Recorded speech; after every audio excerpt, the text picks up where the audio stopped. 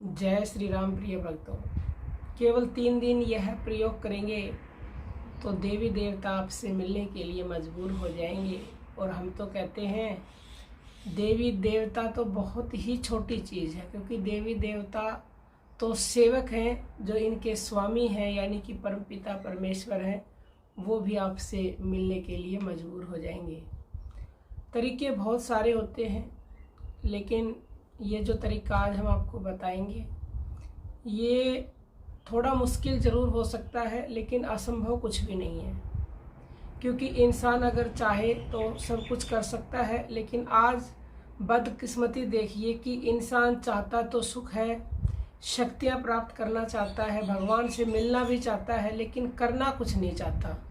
तो सबसे पहली बात तो यही समझ लीजिए कि जब तक आप कुछ करेंगे नहीं ना, तब तक कुछ भी हासिल नहीं कर सकते।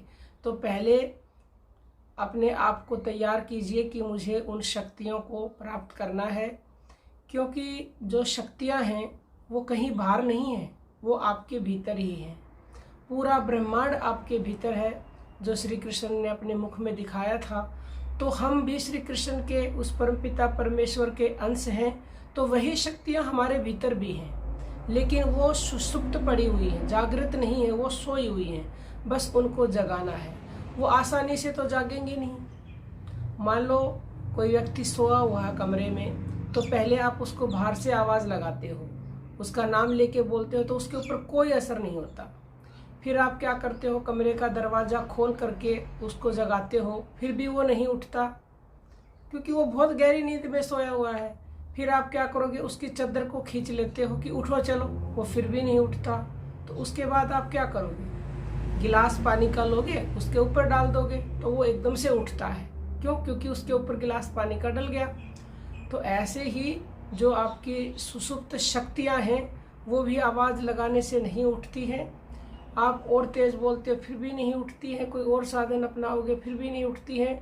लेकिन ये जो साधन हम बताएंगे, अगर इसका प्रयोग करेंगे तो अवश्य ही वो उठेंगे, उनके ऊपर फोर्स पड़ेगी, ताकत लगेगी, जो हम आज ये बताएंगे करना। देखिए, जो हम बोलते हैं प्रतिदिन, अगर हम अनावश्यक ही बोलते रहते हैं तो हमारी एनर्जी वेस्ट होती है, सभी जानते हैं। बोलने से भी हमारा मन थकता है, हमें थकावट होती है और हम परेशान होते हैं।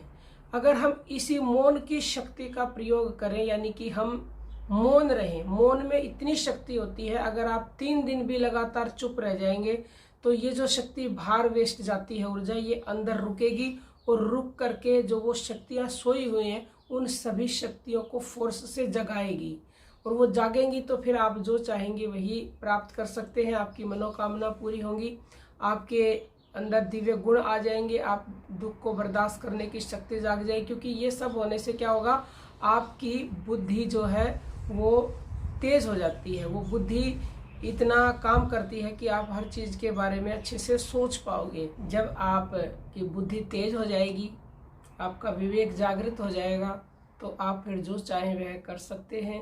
तो ये 3 दिन आप शुरुआत करें करने की। अब आप कहेंगे हमें घर के भी काम करने होते हैं, तो देखो, आप कॉपी पे किसी को लिख के दे सकते हो। पहले जो ऋषि मुनि थे वो एक साथ सारे साधन अपनाते थे, वो मौन भी रहते थे, वो भक्ति नाम जब भी ध्यान भी करते थे, तभी उनको इतना ज़्यादा लाभ मिलता था। तो ये एक प्रयास कर सकते हैं आप, जैसा आपके पास समय हो। नहीं तो बाकी हमने प्राण जप तो बता ही रखा है, उससे तो फिर आप सारी शक्तियों को जागृत कर ही सकते हो। इसलिए हमने ये साधन आपको बताया। किसी को कोई चीज़ अच्छी लगती है, किसी को कोई चीज़ अच्छी लगती है, तो जैसा आपका भाव है, जैसा आपका जहाँ विश्वास टिके, उसी के अनुसार आप साधन अपनाकर भगवान की दिव्य शक्तियों को जागृत कर सकते हैं। और जब जागृत हो जाएंगी तो इंसान समझ लो परमात्मा के बराबर ही हो जाता है।